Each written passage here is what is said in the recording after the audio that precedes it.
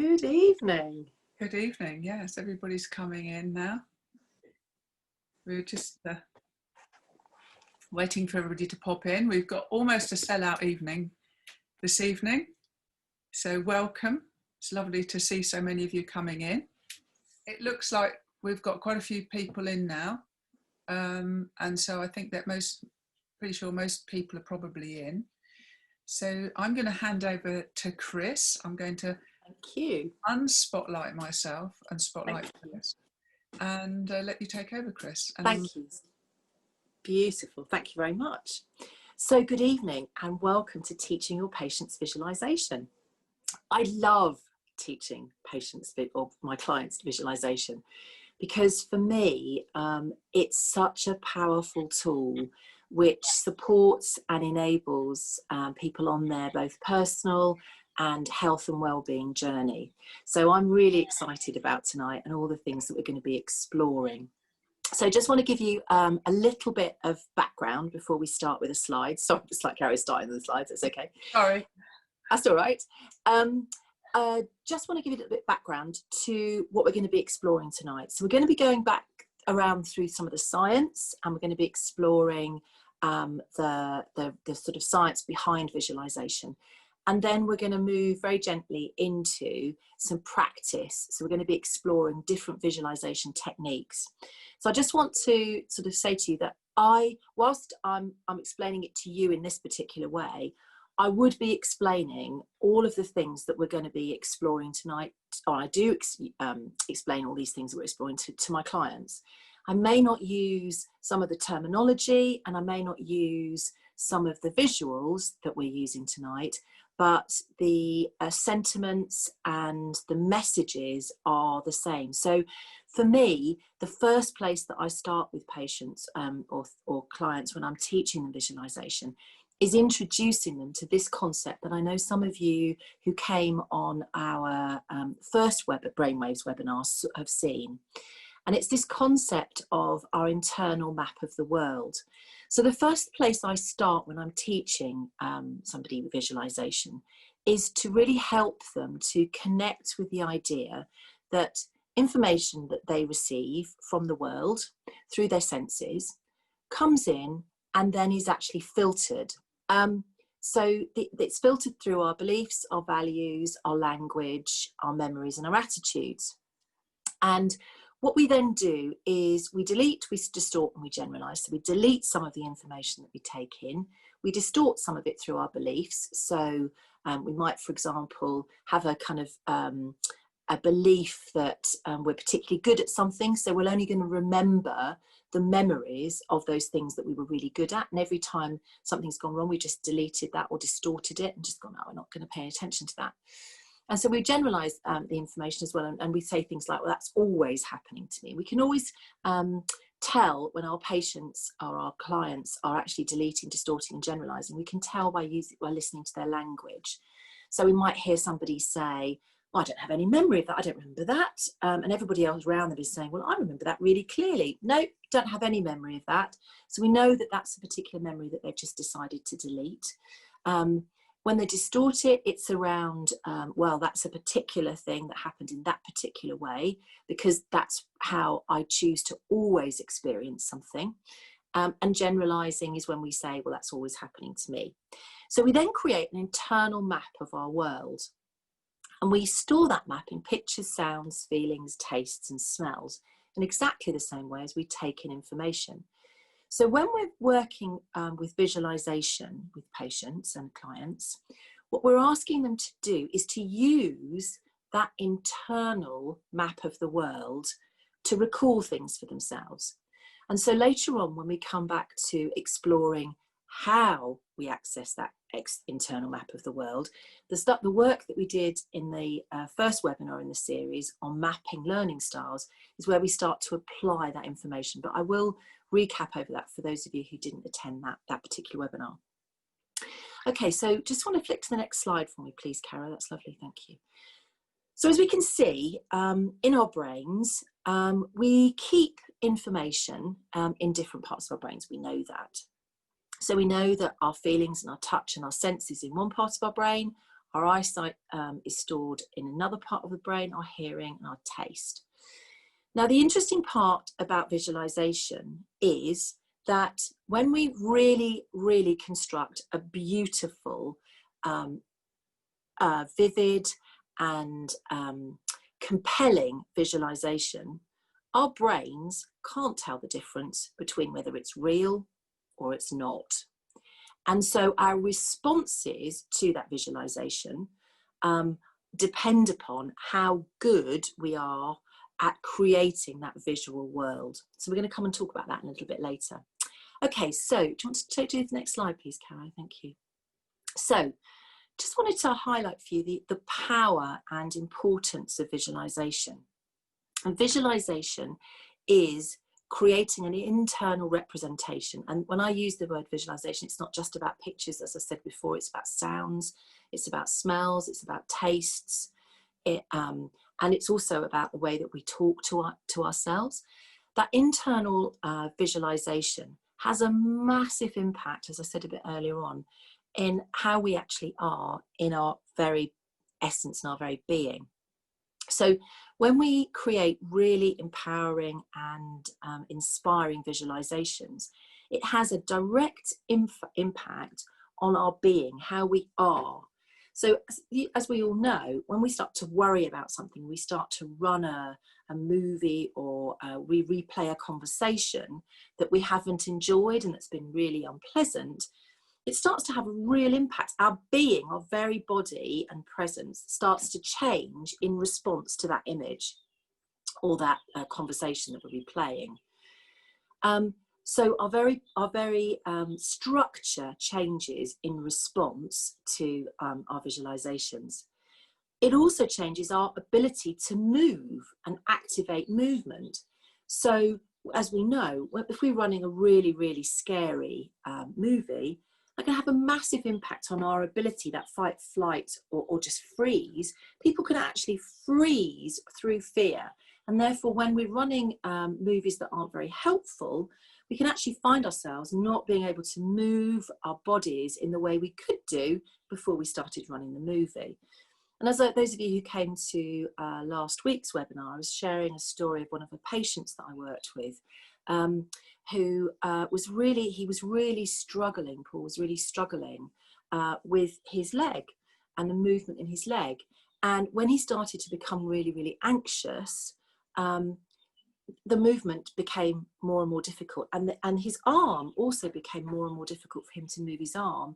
The more anxious and the more he was visualizing all of the things that he was worried about, the more restrictive his movements became. So of course the visualizations also affect our thoughts and our thought processes, and we can become, we can get into a real sort of spiral, and they can also affect the sensations.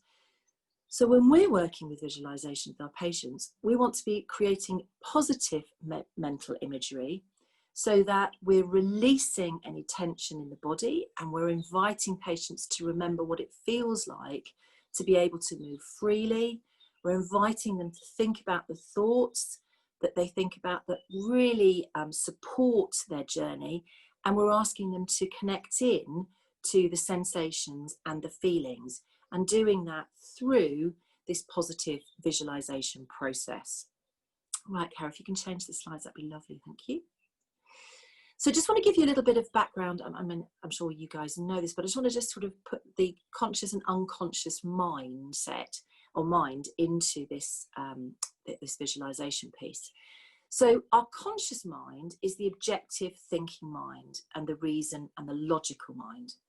And our unconscious mind are the memories, beliefs and feelings. And as I said earlier, our unconscious minds cannot distinguish between actual and imagined. So our unconscious mind accepts what our conscious mind pays attention to as literal and real. So if we use our conscious minds through visualization, and Cara's going to be talking about meditation next week, to pay attention to and to create positive images, experiences and scenarios, then they can be imprinted into our unconscious mind or subconscious mind, and we can start to create memories, and we can start to create beliefs and feelings that are positive and support us in our rehabilitation journey. So visualization, practiced repeatedly and focused, can have a massive impact and unlock our potential to do all sorts of things in our lives. So that's why I love visualization so much, because I think it's such a powerful, powerful tool. So Cara, the next slide, please. Thank you. So I like to think of it in this way, and there are some beautiful books that have been written around this sort of metaphor. So I like to think of the unconscious mind as the garden, this beautiful, fertile space that's waiting for the conscious mind, or our gardener, to come along and to plant visualization seeds that grow into beautiful representations that we hold to support our rehabilitation. So I see our role as therapists as the gardener, planting beautiful visualization seeds and supporting our patients to learn really good visualization techniques, so that patients can prepare themselves before exercise, they can use visualization during exercise, and they can use visualization after exercise to reinforce and to embed the experiences that they've had during their exercise program. So I love that concept of a gardener, and seeds. And I think for me, it informs, therefore, when I'm thinking about it, I'm thinking all the time about the language that I'm using and the way that I'm describing things, because I recognize as a therapist the power that I have to plant seeds. So all the seeds that I choose to plant during the time that I work with my patients and clients are positive seeds, seeds that I know are reinforcing and loving seeds that really encourage and inspire patients and clients to really move forward. So next slide, thank you. Okay, so I always start with my patients and my clients by really explaining that concept, that what we're doing here is we're seeding the unconscious mind. And it's really important that patients really get that concept, that actually what they're doing is as valuable and as important as the physical exercises that they're doing. I also introduce them to the idea of the difference between visualization and meditation, because lots of people go, well, aren't they the same thing? Aren't they going to be achieving the same outcomes? Because we often, those words become interchangeable. So I like to explain to patients that visualization and meditation affect our brains in two very distinctly different ways. Visualization is active and meditation is relaxing and restful. So what does that mean? So just flip over to the next slide, Caro, thank you. So meditation, let's start with meditation. And Caro's going to be doing some beautiful work with you guys next week on movement meditations. So meditations are designed to induce a relaxing and restful state. Now, whilst visualizations will often create a relaxing and restful state, they're also designed for the mind to be active and creative, as opposed to be relaxing and restful. And what we're doing in meditation is we're moving from thinking to being. So we're moving from a place where the mind is active and creative to a space where the mind is calm and just there's a space for things to come up. So our process in meditation is to empty the mind and to allow whatever wants to come into awareness to come into awareness. And it de-excites the nervous system to give the body a rest, which is deeper than sleep. So when I teach my clients meditation, I'm teaching them practices that they can use before they go to sleep, practices that they can use when they're feeling fatigued, practices that they can use when they really need deep relaxation and rest. Can I have the next slide, please, Caro? Thank you. When I'm teaching visualization, I'm teaching patients activities that are active and engaging. I'm teaching them to create images that they're going to find inspiring, that they're going to be finding really supportive, and also they're going to be able to practice and experiment in these visualizations. So I want, in visualization, I'm teaching patients to be alert and really conscious and spending time in their conscious mind, considering things and actually learning how to create an image and make that image brighter, make that image sharper, and make everything come into really beautiful, clear sounding images. And what we know is that through all sorts of research, that when we really step into amazing visualizations, as I've said before, we start to experience the body sensations, and we can literally reprogram cells, and we can reprogram movement. Now, one of the sort of the myths of visualization is that people should be able to hold a visualization in their heads for ages. The reality is, when we're new to visualization, those images can be very fleeting. So those sounds might move through our heads really quickly. The images, the pictures might move quickly. So I spend a lot of time with my patients and my clients, just really reassuring them that whatever they have, whatever comes up into their minds, is fantastic. And the way that we can keep an image in our heads for longer and longer periods of time is the more that we practice. And so I'm sure you've heard sort of the Buddhist monks who will say that, you know, they'll spend a long time really concentrating and really focusing on maybe a particular carving or a flower or something like that, just practicing keeping their attention and then closing their eyes and representing that image in their heads. So it's not something that happens quickly, it happens through practice. But with practice, those images can become clearer and clearer, and the clearer and the more impactful those images are, the more effect they can have on our bodies and our rehabilitation. The other thing I teach patients is to use their breath to guide them through their visualization. So the breath, and I will start doing guided visualizations and then teaching the patients the various things they need to know to be able to create those visualizations for themselves. So the breath guides the mind in a specific direction. The next slide, please, Cara, thank you. So enabling visualization, it's really important that there is intention, attention, and emotion for visualizations to be really effective. So if somebody doesn't have a why, then a visualization isn't really going to work effectively for them, because their visualization is a journey. It's a journey of exploration, of creativity, of awareness, of learning. So having a why are we doing this visualization, is really important. So when I link visualizations to exercise, I'm really clear with patients and clients to why we're using this visualization and what the visualization is intended to do.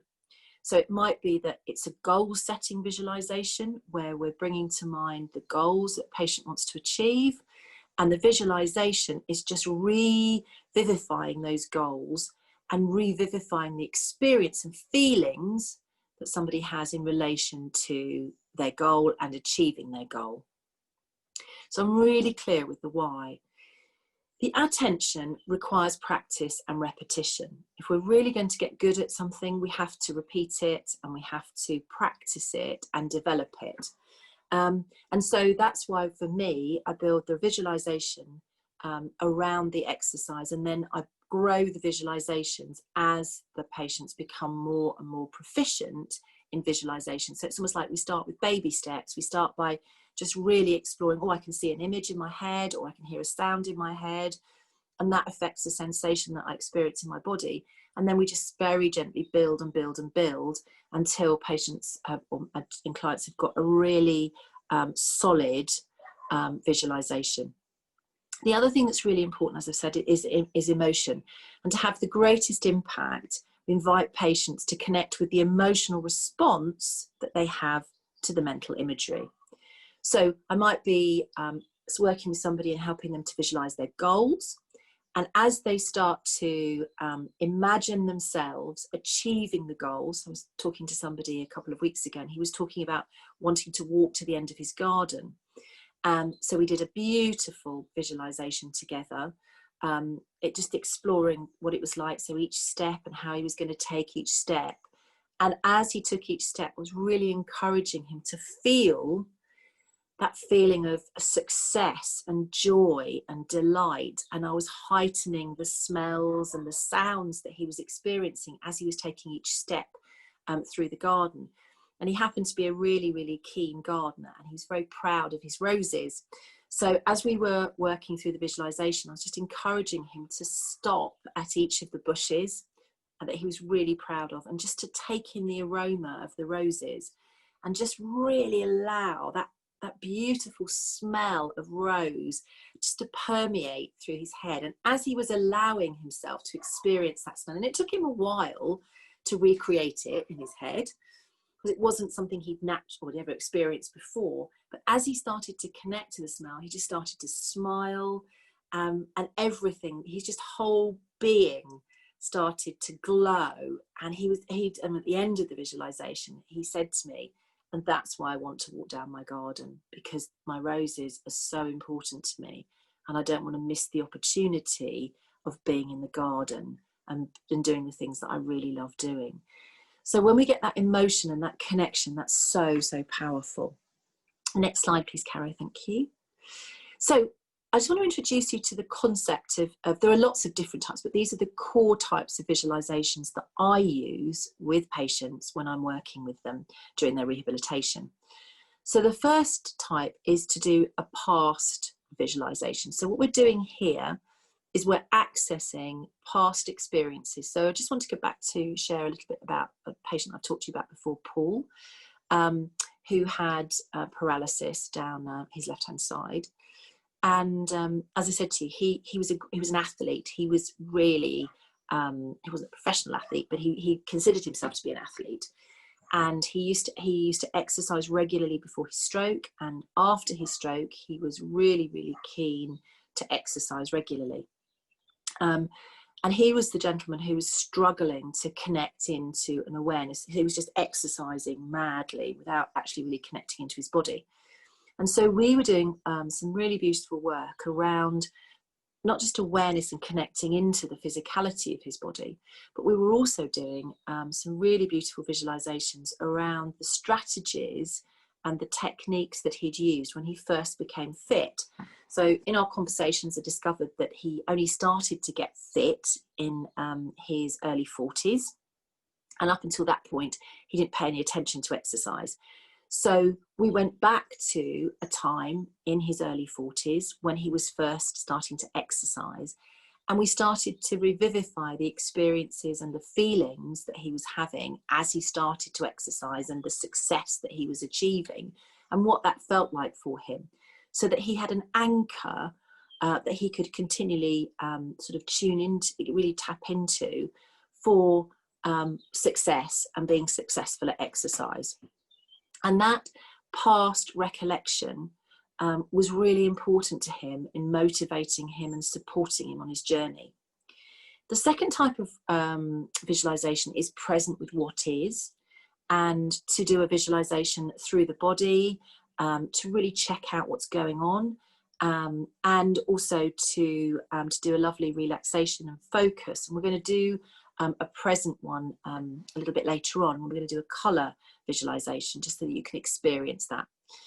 And then obviously we talked about the future, imagining yourself in the future, and having the opportunity to do a mental rehearsal to build internal motivation. So as I was talking to you about Gentleman in His Garden, we were rehearsing over and over again him walking down the garden and experiencing what was going to happen, so that he was really starting to get himself into the right mindset and into the motivation. And the final is associated and disassociated. It's really important when we're doing visualizations that we associate into them, because if we disassociate, it's just like watching a movie or listening to something which has nothing to do with me. So it's really important that we associate in to get the full value and benefit from a visualization. Being associated into it is really a fantastic way of getting all the juice out of it. So the next slide, please, Caro. Thank you. So 5 principles of effective visualization that, again, I teach my patients and clients is, one, we've talked about this before, to have a defined outcome for the visualization. So we're doing this because, and during the visualization, we will be exploring this, this, and this. And when you do this on your own, and you're practicing the visualization, this is why you're doing what you're doing, and this is what you're doing. So if you're doing a rehearsal of an exercise before in your mind before you do the exercise, then we're really clear that what you're doing is you're doing a full rehearsal, so you're really experiencing that exercise in its fullness before you actually do it. We need a strong representational goal, image, sound, sensation, taste. It's really important to, and when we've mapped our patients' learning styles, we then want to make sure that we utilise or we're really working with that learning style. So if somebody's visual, and if those of you who saw our visual learning styles webinar, Liana's very visual, so she will need to have a really strong, bright, clear image. And as I talked to you before, my husband's auditory, so he'll hear the sounds in the room, he'll hear the sound of his breathing.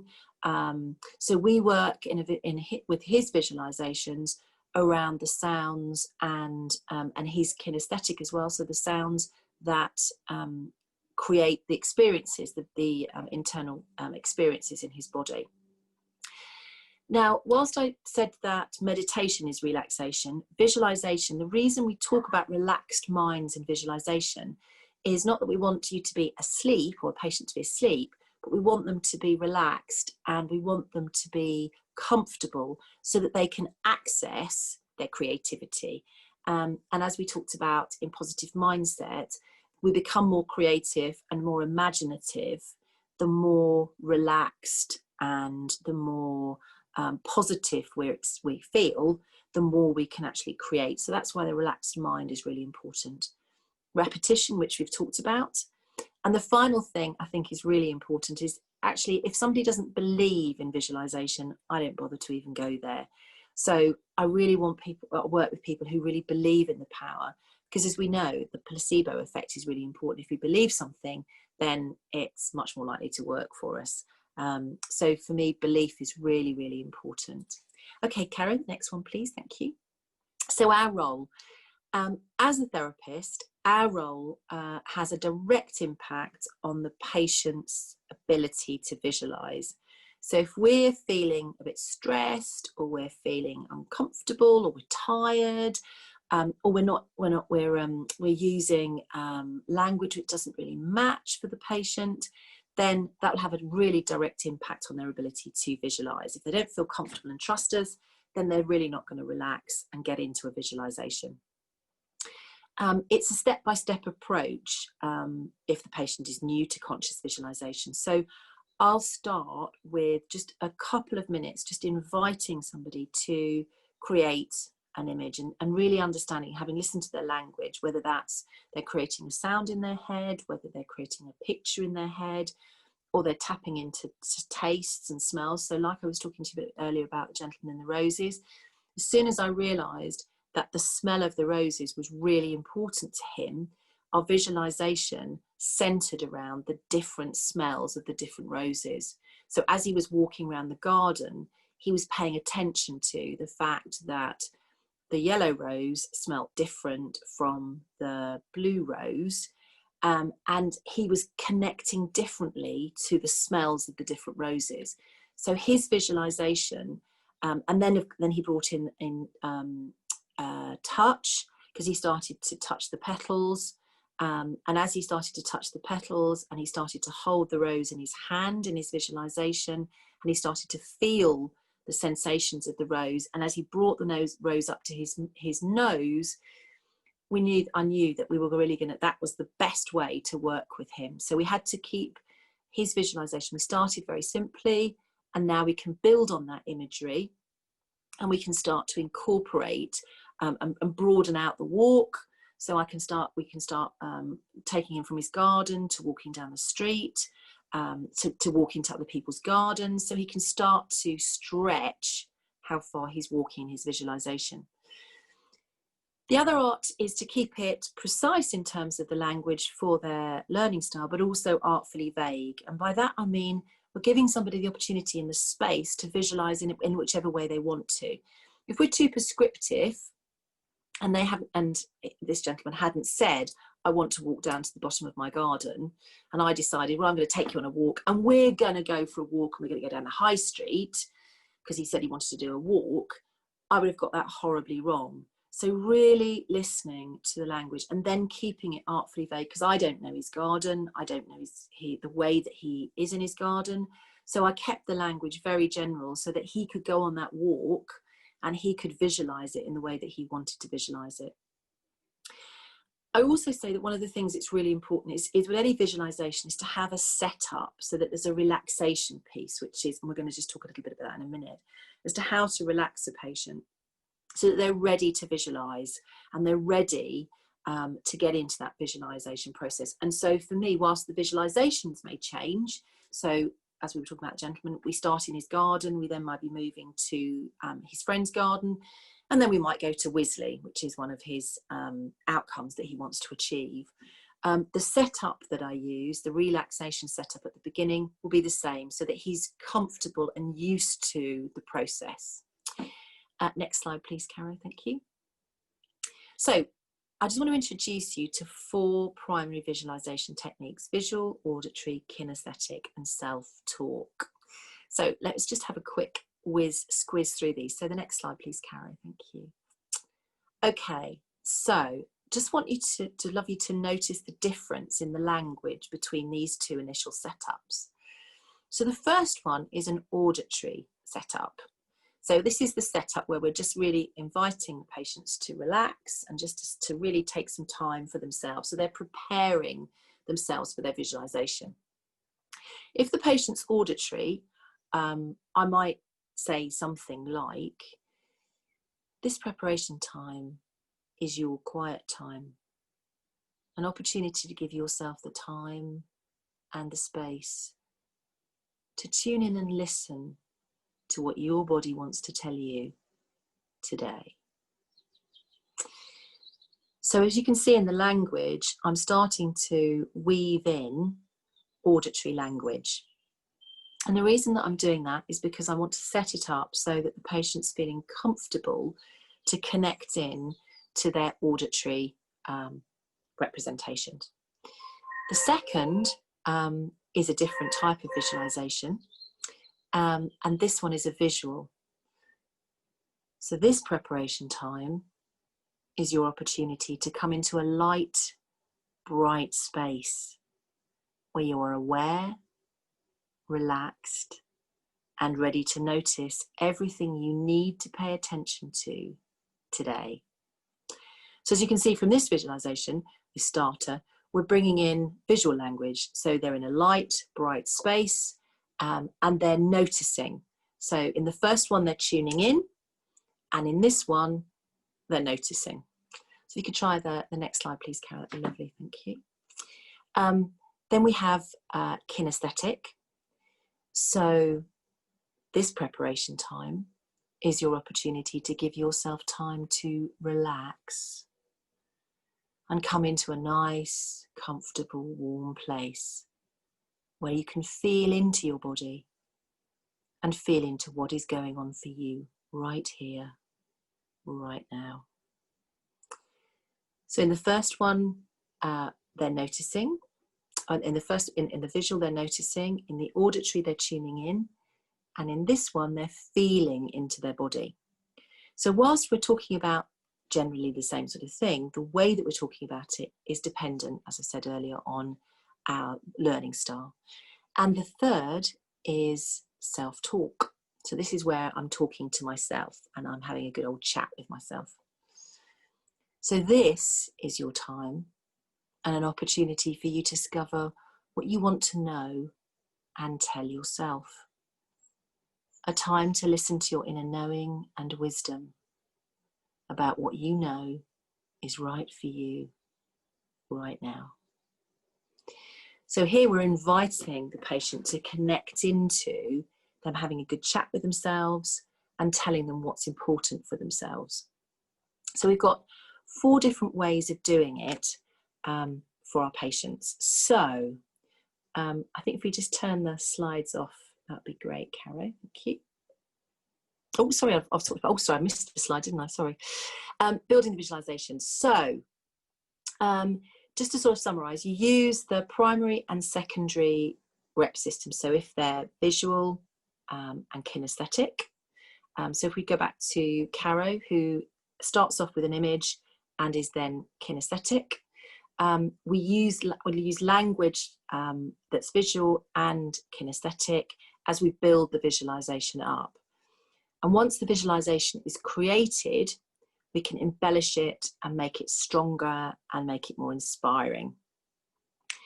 And what's really important about when we're setting up visualizations is also to set up the frequency and length of practice. So in the early days, lots of very small moments, short time of visualization, so just a few minutes, but lots of them during the day. So if we go back to the example of the gentleman in the garden and his roses, what I would get him to do on a regular basis was, throughout the course of the day, was to reconnect with the image of the rose, and then to reconnect with the smell and the texture of the rose, and just keep practicing that. And because it was something he really, really loved imagining, he was really happy to do that. And so as he sort of built up his practice of being able to visualize, we were then able to move on to the movements in his legs.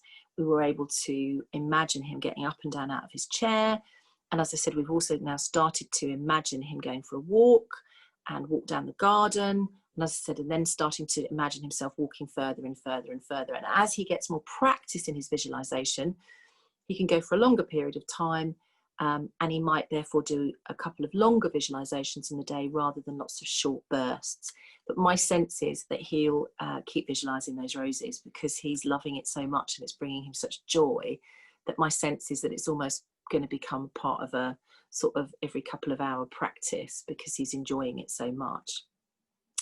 I always reinforce the visualizations each time we meet. And the other thing you can do as well is you can use music and images. You can record your voice or the patient's voice to do a guided meditation if that works for patients. Thank you, Caro. Brilliant, thank you. So I thought what we could do next is I was just going to take you through a colour visualization, and this is something that I use with patients early on just to get them used to the experience of visualization. This particular visualization works brilliantly with people who are visual. It's not so great with people who are auditory. So I would change the language. So instead of, in this particular visualization, what I'm going to be doing is I'm going to be bringing colour into the body. I would bring a sound or a vibration into the body. And if it was somebody who was really kinesthetic, then I would bring a sensation. So I'd bring like a beautiful, warm feeling into the body. And if it was somebody who really liked to talk to themselves, then I might invite them to go on a journey around their body and listen to what their voice had got to say to them as they travelled around the body. So this particular visualization, as I said, is a colour visualization. And if you want it, you can subscribe to our newsletter, and we're just going to put it up there so you can access it. But as I said, you do then need to adjust it if you were using it with somebody different. So I apologise if those of you who are not visual, that's not your primary way of accessing, but I hope you can still enjoy this lovely short travel through your body using colour. So get comfy. So just want you to take a moment to really just relax and just settle. And this preparation time is your quiet time.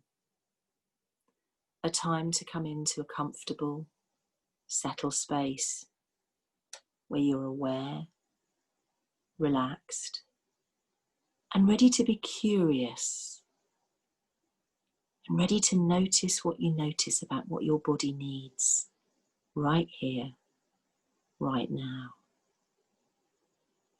So take a few moments to really settle into a nice, comfortable position.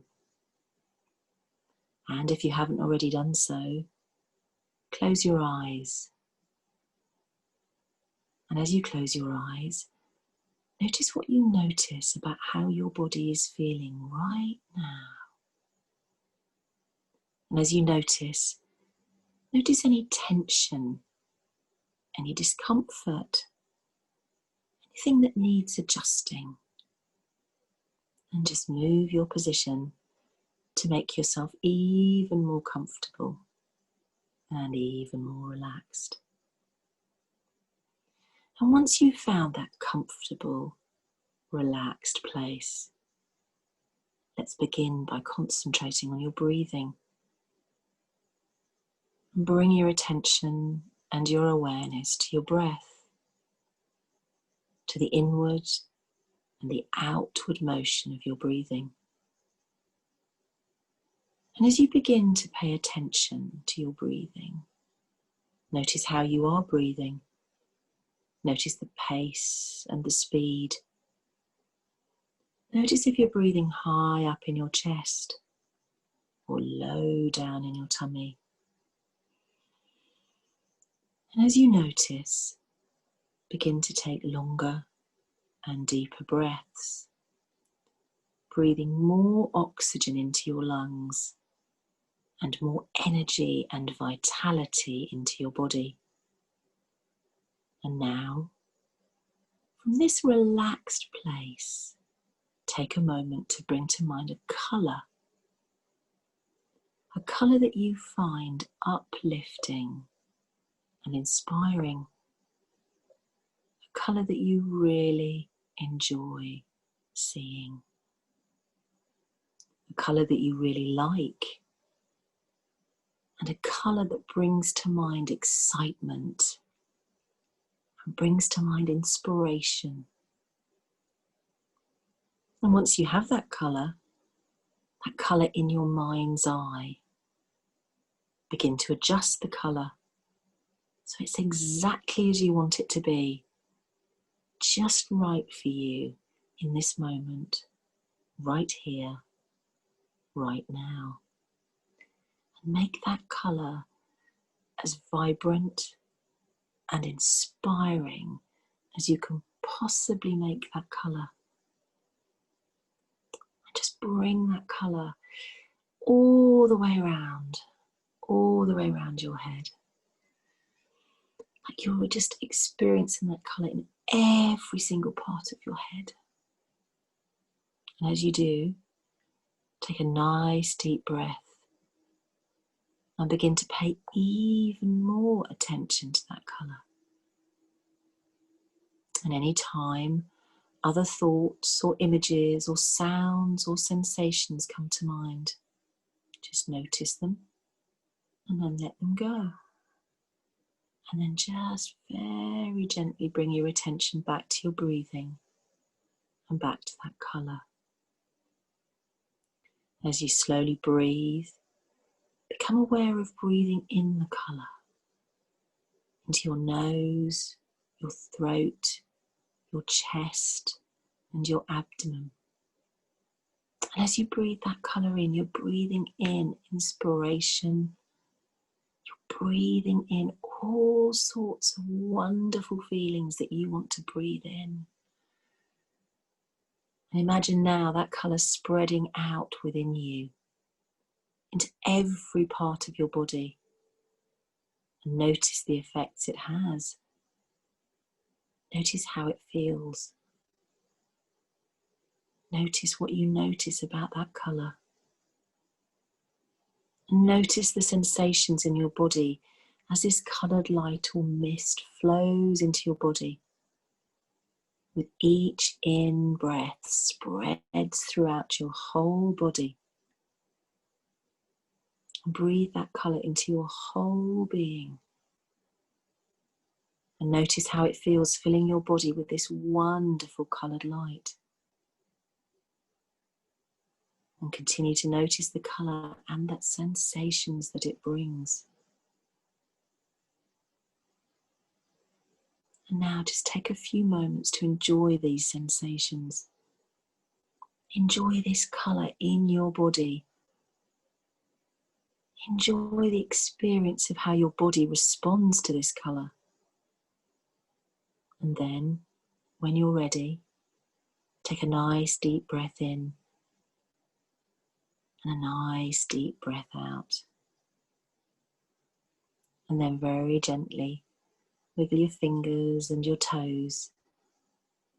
And very gently begin to open your eyes and come back into the room, back to where we started. So that is one of the simple little visualizations that I might start with when I'm actually helping a patient to learn visualization techniques. And the reason I start with that is because it's a really useful visualization that helps patients just really connect with imagining a colour, so starting with something that they're actually creating, and then bringing that thing that they've created into their body. And then as it comes into their body, just experiencing what they experience as that colour passes through their body. So I use that as a very, very lovely starter for 10 with patients. Now, as I said, if that was somebody who wanted to, who was auditory and really connected into sound, then I would change that visualization completely, and I would start to invite them to connect into the sound and the impact that a sound has inside their body. So I would invite them to breathe in a vibration, to notice that vibration as it travelled around their body, to really connect into the sensations that they experienced in response to that sound. So I'm just wondering, I just want to pause it there for a moment, and I'm just wondering, Cara, have we got any questions or any things that people want to explore? Hi. Well, first of all, hello. Thank you. That was amazing. I was like, oh, chilled out and gone there. And really informative. And thank you for spending such a lot of time explaining everything, because it was very, very interesting. And I'm hoping that everybody else found it interesting too. We don't have any questions at the moment, but I think that's because everybody's been so sort of encapsulated in what we're doing. So guys, yeah, have you got your thinking caps on? Have you got some questions for Chris? If you write them in the Q&A. Whilst that's happening, if we have some questions, just notice that in chat, I've put in to join our newsletter. There's a link there. If you want to have the slides from tonight, if you join the newsletter, then you'll hear tomorrow, isn't it, Chris? Yeah. The newsletter goes out. Oh, lovely question coming in from Jane Bennett. I know the answer to that one. Does it ever make people tearful? Yes, it does. It certainly does. And I think when visualizations, what we didn't talk about tonight was how important visualizations are to clearing things. They're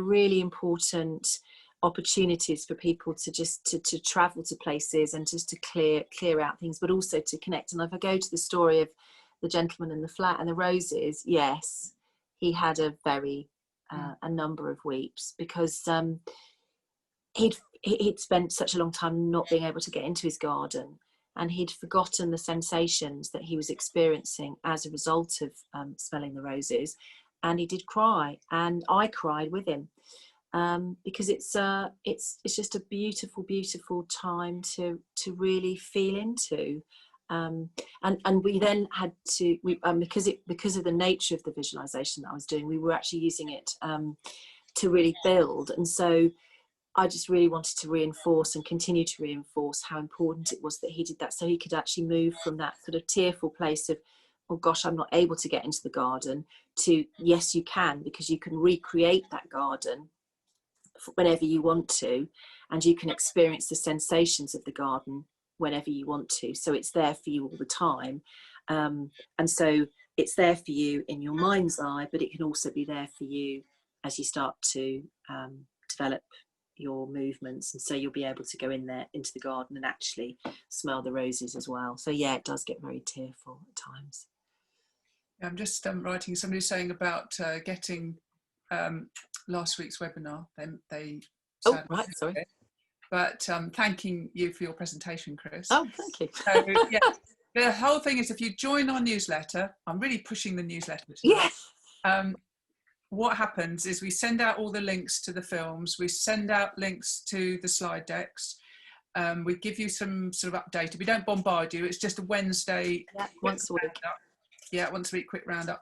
And also you're able to go over to our YouTube channel. The link will be there on the newsletter, and you can catch up with things on there. So that's all our free stuff we share, don't we, Chris? And I think that brings us quite nicely onto another question. Good. Okay, how do you find out what type of learner your patient is? So I think you covered quite a lot of that last week, didn't you? 2 weeks ago. So if you go to our YouTube channel, you'll see a webinar called Mapping Our Patients' Learning. And if you watch that video, that will go through how you map a learning style. So how you find out whether they're visual, auditory, kinesthetic. I think also, and we put, and if you also just let us know, we'll send you the slides as well, because the slide deck goes into it in a lot more detail as well. Okay, there's another question here. How do you find out, oh no, we've just done that one. Do that again. Do you use your visualization as a relaxation technique, or have you used it in chronic pain? Or GMI therapy? Yeah, I use it in all sorts of things. I've used it personally for my own chronic pain. So you died, didn't you? Yeah, I did nearly die. And yes, I don't know whether you can nearly die, but I nearly died. And I used it continuously throughout a 2-month period on myself. So I'm a hypnotherapist, and I worked with a really wonderful hypnotherapist who's a really dear friend of mine. And together we constructed a series of visualizations. And interestingly enough, I'm not auditory, but I linked my visualizations to music. So I was able to put my headphones in and I linked it to specific pieces of music, which took me down and beneath my pain. So because the way that I experienced things was there was a safe place underneath my pain. And so we started with a breathing practice. So I started to develop a practice whereby I could very gently just let go of the pain slowly. Then we created a playlist for me where I could concentrate on different pieces of music. And I used, because I was in so much pain at one point, I used the music to be able to get up and move across the room. So I would do a breathing practice. Then I would put my headphones in and I would listen to a piece of music. And as I was listening to the piece of music, so I had inbuilt a series of movements. So the music was creating different states for me to move with. So Carol's going to talk a little bit about movement meditation next week. So that was one of the things that really supported me. And then I created a happy place where I could just go and be. So I would step into this visualization on a regular basis when I just needed a break from the pain. And also I used it because I had 3 operations. So I used the visualizations before and after the operations. So I've got personal experience of actually using it extensively and found it, I would have just lost my mind if I hadn't been using visualizations. And then Karen knows because you were there for a lot of the journey. So, and I use those same techniques with patients and with clients in all sorts of different ways. And I think it's incredible the way that you can really shift from one state to another. Yes, I have personal experience of doing it for myself as well. So there's 3 more questions, but Yep. before we take those, I know you wanted to talk about some more webinars, didn't you? Yeah, I just wanted to let you all know that we're going to do a deep dive in November. We're starting in November into visualization and hypnotic language. So we're going to be creating a series. It's a paid for series of experiences. And so those of you who are interested in kind of deep diving into this, do sign up for our newsletter and join in. So it'd be lovely to meet you in person and to wander on. It's going to be about a 6-week program, I think it's going to be. We're still in the process of designing it and playing with it. So we'd love you to join us. It'd be fantastic. Right. So join our newsletter if you want to know what's going on. Always join the newsletter. Yeah, always join the newsletter. Then you know what we're doing. Next question. Go on. I'm conscious of time. We've got 2 more minutes. We've got 2 minutes to answer 3 questions. Right. Okay. So, how do you manage feelings of distress that may come to the surface following visualization? Yeah. I think that's just being with it, isn't it? And actually just allowing them to come out and just connecting and just honoring that space. So I do it with their breath. So I just honor the feelings that they're experiencing, and then just invite them to stay with their breathing and just to allow themselves to express that emotion and then come to a settled place. Whatever stay with it. Stay, actually, it's really important, isn't it, to stay with the emotion that's coming up. Yeah. Okay. Is visualization different to mindfulness? Yes. Yes. Yes. Visualization is a very specific technique which has a very clear outcome. So it's all, for me, designed around the patient's journey. So if we go back to the gentleman in the garden, our outcome is for him to be able to walk. And so all the visualizations that we're doing together are all designed to take him on that journey of walking. And mindfulness, and Carol, you're going to touch on mindfulness next week, I think, aren't you, Carol? So I am. Yeah, so it's much more akin to meditation than visualization. So it's much more restful and creating a sort of space than it is active. Okay, one more question, quick. I've just answered one by text, and then I wanted to know how to train the brain. You've got 30 seconds to train the brain into focusing on pleasure instead of chronic pain. I like what you're saying about the music. I've used it to a certain extent and it worked, but I haven't used it extensively. Yeah. So training the brain is, but come on our six week webinar. Training the brain is absolutely, it's a staged approach. And as I talked to you a little bit about my own experience, you starting with just encouraging you to be able to, even for a moment, through a breath, to let something go and just and focus on something else.